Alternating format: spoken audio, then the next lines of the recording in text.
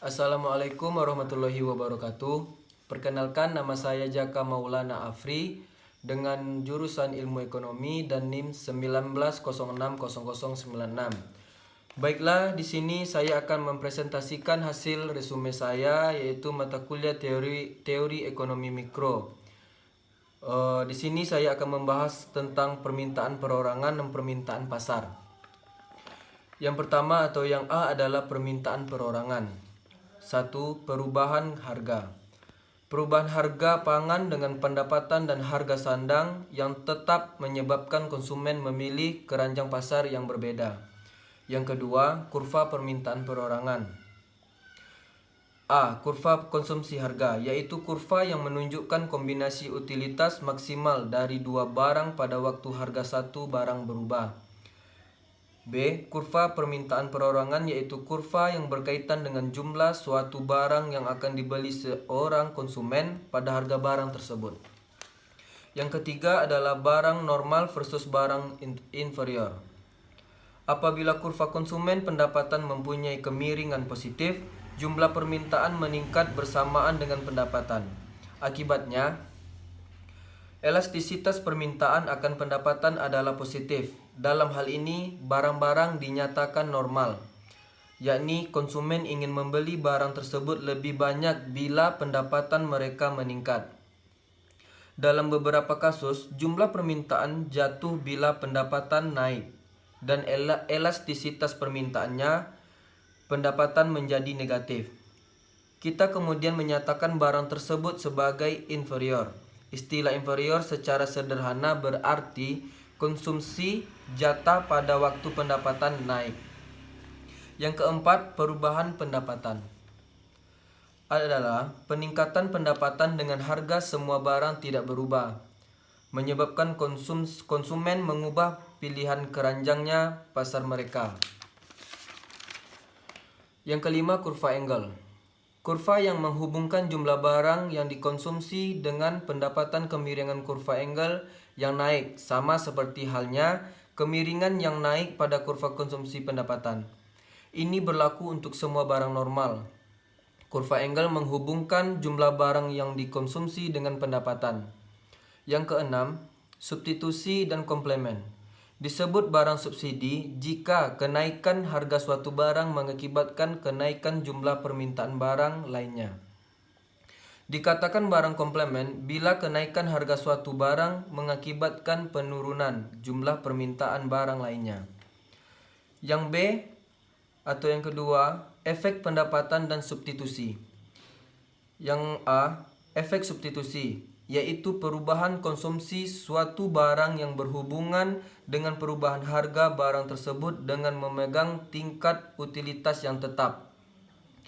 Yang B, efek pendapatan, yaitu perubahan konsumsi suatu barang akibat dari naiknya daya beli dengan harga relatif konstan.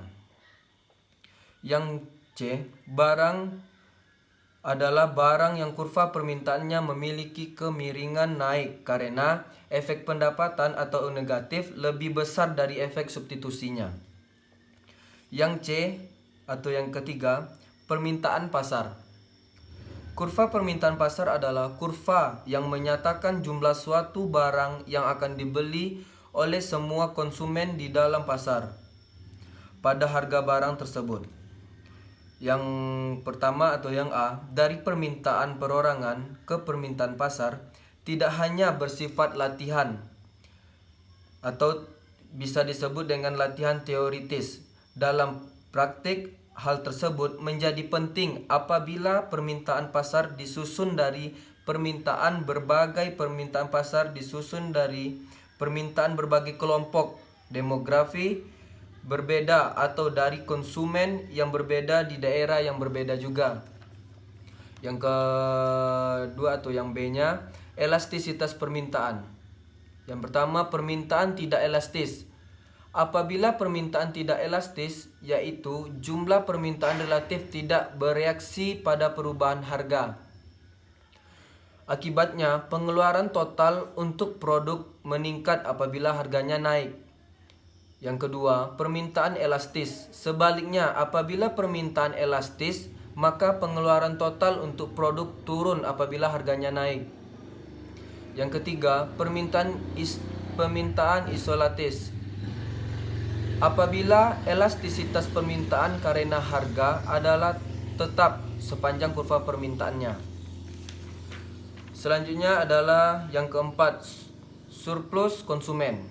Perbedaan antara berapa yang konsumen bersedia membayar untuk suatu barang dengan jumlah sesungguhnya yang dibayar konsumen. Yang pertama, surplus konsumen dan permintaan. Surplus konsumen dengan mudah dapat dihitung jika kita mengetahui kurva permintaannya. Yang kedua, mengaplikasikan surplus konsumen. Surplus konsumen merupakan aplikasi penting dalam ilmu ekonomi. Apabila dijumlahkan dari antara barang individu, surplus konsumen mengukur agregat manfaat yang diperoleh konsumen dengan membeli barang di pasar. Apabila kita mengombinasikannya, surplus konsumen dengan agregat laba yang diperoleh produsen, kita dapat mengevaluasinya baik biaya maupun keuntungan, tidak hanya untuk struktur pasar alternatif, tetapi juga untuk kebijakan publik yang mengubah perilaku konsumen dan perusahaan dalam pasar tersebut. Yang selanjutnya, elastisitas jaringan, yaitu apabila masing-masing permintaan atau yang disebut dengan permintaan individu bergantung pada pembelian individu-individu lainnya. Yang pertama, efek elastisitas jaringan positif, di mana seorang konsumen ingin memiliki suatu barang, sebagian karena orang lain juga memiliki barang tersebut. Yang kedua, efek snot. Elastisitas jaringan negatif, di mana konsumen ingin memiliki suatu barang yang eksklusif atau unik. Dan yang terakhir adalah yaitu perkiraan empiris permintaan. Beberapa metode dapat dipakai untuk memperoleh informasi tentang permintaan konsumen. Hal ini mencakup wawancara, pendekatan eksperimen, dan pendekatan statistik yang tidak langsung. Pendekatan statistik sangat bermanfaat untuk diterapkan, tetapi penting untuk menetapkan variabel yang tepat yang mempengaruhi permintaan sebelum pekerjaan statistik itu selesai. Mungkin hanya itu yang dapat saya presentasikan pada waktu ini. Kalau ada kesalahan, saya minta maaf. Saya akhiri dengan Assalamualaikum warahmatullahi wabarakatuh.